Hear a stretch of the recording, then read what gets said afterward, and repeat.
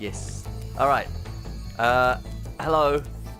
It's time to go to Town Square. I don't know what's going on in Town Square. There is actually an achievement in here. Well, not a trophy achievement, but one of those skill points I showed you or told you about. You have to headbutt every single bull in the level, every single one. Because when you headbutt them, their horns get stuck in the ground and their bodies go flying off into the distance. And you have to get all of them to do that, and you get a skill point for that, aka an extra life. Do you wanna have a go? Yeah, I'll have a little blast. Go on, have a little blast. I just played a level. It's time for you to play. Get Spyro in. Yeah, man, get that Spyro flame going. Oh, yeah, there you go. You got it. I'm used to that. Well, he just goes directly forward, doesn't he? He does. He literally goes directly forward from where he's pointing. The fuck up I'm making is trying to guide him. That's why I'm going off. Spyro. Yeah. Begin exploring by gliding to that area with the bulls. Use the right stick to get a good look. Fucking tell me what to do. Oh, wow. Who do you think you are, dickhead? He's a dragon boy. Acting like he's the boss of games.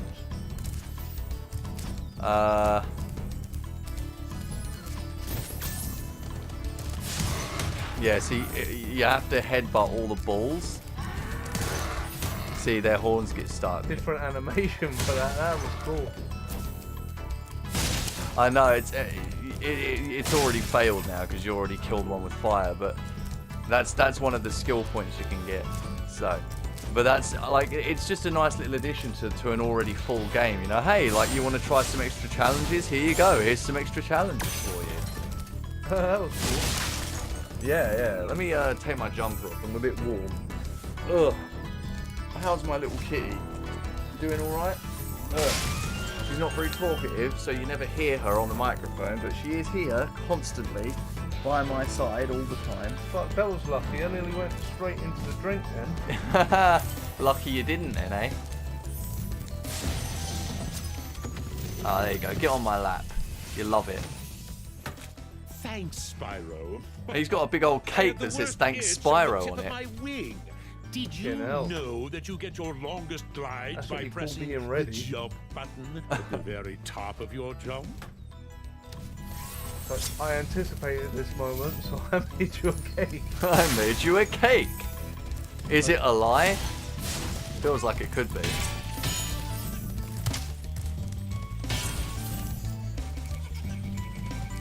I bet you know who's making that sound. You hear the laughter. I did hear it, yeah. Yeah, those are the egg thieves. He's up on a ledge just behind you, but to get there you have to go up on this ledge onto the left of you and then glide around. It can be a little annoying. Oh.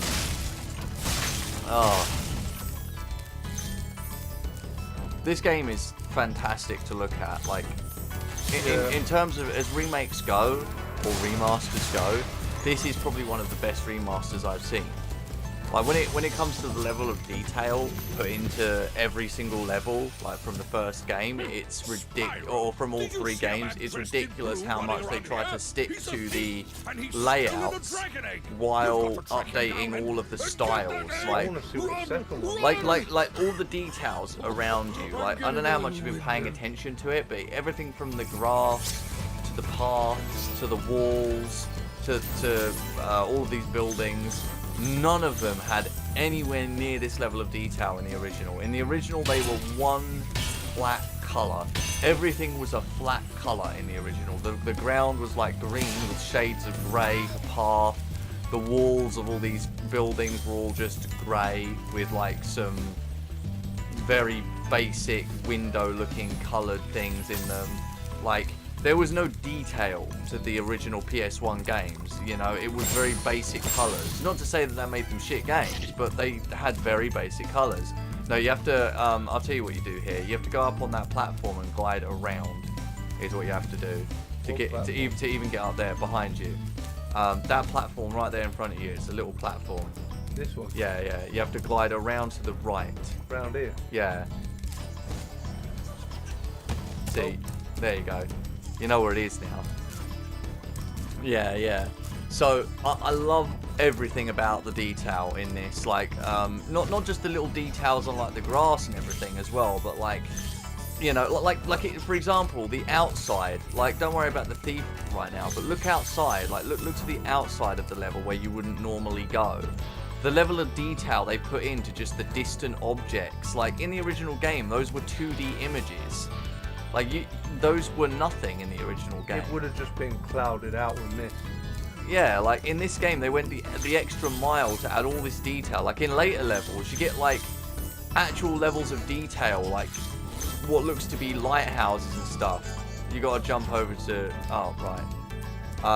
Like, there's one level I remember, you can look off in the distance, and there's, like, a whole port that looks like it's super detailed, and, like, there's people living there, but...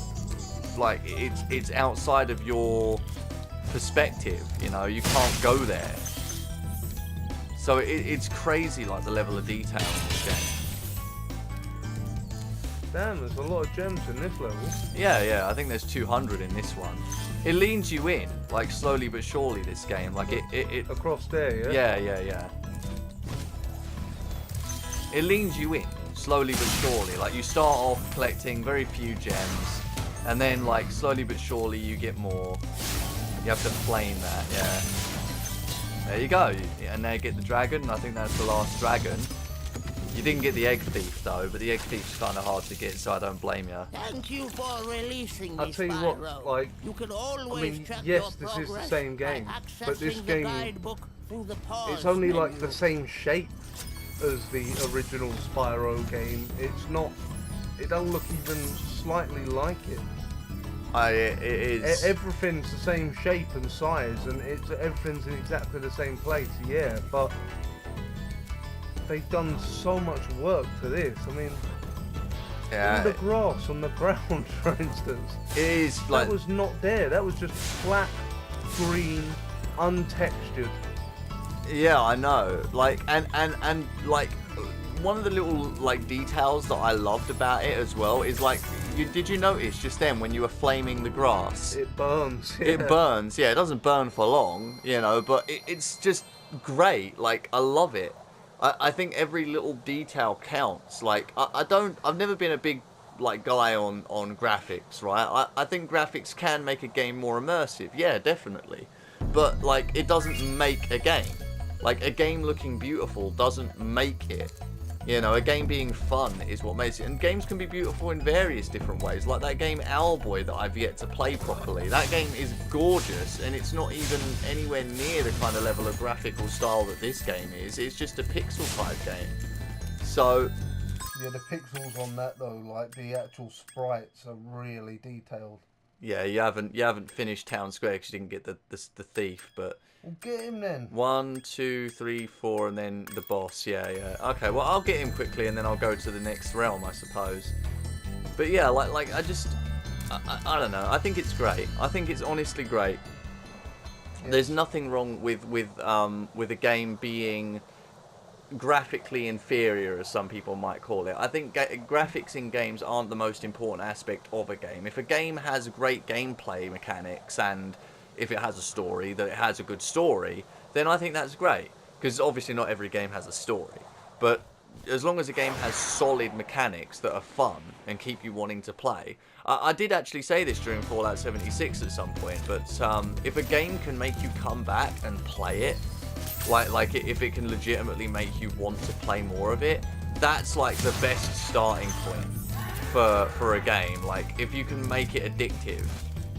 Because once you've made a game addictive, like, you've set the stage for anybody who plays it. Like, okay, now people are going to want to come and play more of it after, like, they're going to be up at night debating, should I go to sleep or should I continue just doing that one more thing in this game? Like, that's where you want a game to get to eventually. Like, you don't want your game to be boring to a point. God damn it. You don't want your game to be boring to a point that, like, okay, actually, I'm gonna do the thing that I did before.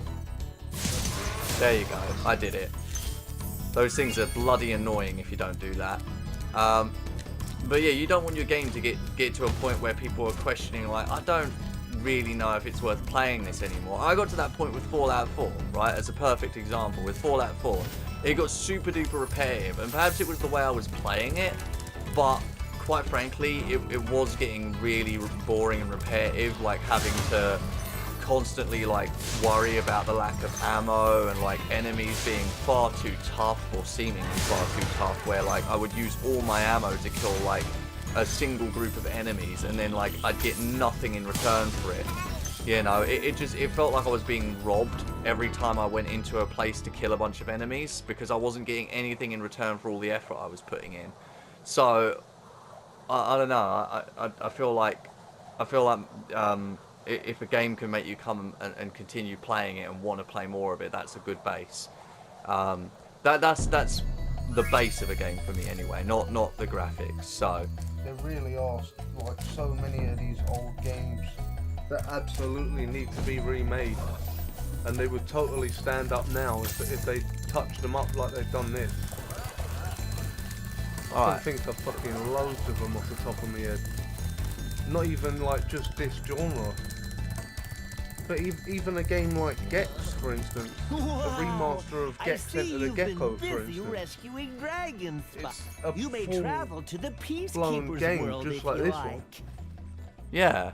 You know, with an entire lobby area full of like entrances to levels with all different themes, from like Are you horror ready to go? caveman to fucking oriental theme, snow theme. And them silly little catchphrases that he keeps coming out with as you're playing as well. I don't know if those would fit in today's world, but I still feel like they'd be generally like nostalgic. I mean, they're all pop culture references of the time, so anybody alive during that era would understand them. I can't remember who the voice actor was, but in the English version, the voice actor who did the catchphrases, they were just hilarious. When you play the United States version, like, it's just so different. Like, they've actually changed the voice actor and re-recorded all of them for some reason. Do you want to know something that I think people will hate me for? I didn't know until yesterday, but Spyro is voiced by Tom Kenny, who voices SpongeBob, and I had no idea. I literally had no idea until yesterday. I watched Jacksepticeye. You wouldn't know who he is, but he's a YouTuber. I watched him play a little bit of this, and like at the beginning of his first episode playing Spyro Reignited Trilogy, he said like, Tom Kenny, and I was like, wait a minute, Spyro's voiced by Tom Kenny? And I looked it up, and yeah, he's voiced by fucking Tom Kenny. So I'm just thinking like, holy shit, the same guy who does that SpongeBob shit is the same guy who does Spyro. And it's funny actually, you can sort of hear that SpongeBob tone in Spyro's voice in certain places. It's weird. Like if you actually listen for it. I love it though. I gotta say, it's gotta be said, Spyro is super cute. I love Spyro's model in this. He is a super adorable little dragon. Like I want to pet Spyro. You know. You wouldn't all. Oh come on, you telling me you wouldn't want a pet dragon? You serious? My dude, clearly you haven't seen Harry Potter, which I did the other day. Oh yeah, Fantastic Beasts. That was good. I've not seen it yet. You'll enjoy it, I'm sure. I had high hopes for the first one, so I was a bit disappointed. Yeah, well, I mean, you expected more of Johnny Depp, and there wasn't as much as you thought there would be. But there's plenty of him in number 2, so I'm sure you'll have fun with that. You got a skill point for something. Oh, I know what that skill point is for. That's for getting 3 of these guys to run in tents. That's at the same time, I think. I did a thing. You did a thing, and it got you an extra life. I did a thing, and it got me a thing. Oh, do you want to press start? Because we haven't even done this yet. What's that? Press start. Go to options. Go to sound. There you go. Look, okay, it was already on the original music. I should have known really by listening to it, but yeah, I thought we might be on the Reignited version. You could try listening to the Reignited version if you want. Dynamic music. Oh, I forgot. I think that's like going from like fighting something to I don't know. Let's see what it means. Yeah, I don't know if I like the remix versions. I like the originals better. It's different. I played the whole game with the original. Okay, Spyro. Whoa. Sparks the dragonfly. I think has something's been just doing a shot at good you while job you were... protecting you. Make sure to keep him strong by feeding him lots of butterflies. Yeah, someone is definitely shooting at you during this cutscene. Someone's put the ump on me. Yeah, very clearly. Oh, this that, guy. And that. And die. What the fuck? Hello, how are you doing? Oh, quiet. Fuck off. Oh, you know you can use the cannons to blow stuff up too. You can like push the cannons. Fried cactus. Oh, you can fry it and unfry it. What? I think it unfries itself. You have to kill that with the cannon. These lock chests you have to kill with the cannon. You have to turn it. Yeah, you have to turn it, and then when it's facing the right way, just be careful there. And now light it. Boom. It's so cool, isn't it? That was a bloody lucky shot. I didn't even know what I was aiming at. You're aiming at the chest. There's the next guy. Magic Crafter's world is Oh, I far thought that was away an enemy. and very. Maybe if you find 1,200 stolen treasure, You I'll have to show it find you. 1,200 treasure to go to the next world. Yeah. Holding the next world ransom. That's nice. Not like money bags in number 2. Haha. I'll do a video of number 2 tomorrow or something. I'll finish number 1 later today, and then I'll play number 2 tomorrow and do a video of it. I don't know if I'll do a whole playthrough of this game. Obviously, I've got this file that I've done these videos on so far, and I haven't really missed anything, so maybe I could continue playing it, but probably not right now. So I'll upload these videos today just to get them uploaded and out of the way. Yeah, there's another chest back there that you got to aim at. Careful. Boom. I think light it. Boom. And boom. Look at that. Something a bit dubious about that target in there. Yeah, it is a bit fucked, isn't it? There is actually a rock you can shoot to your left as well. Right now. Behind that level.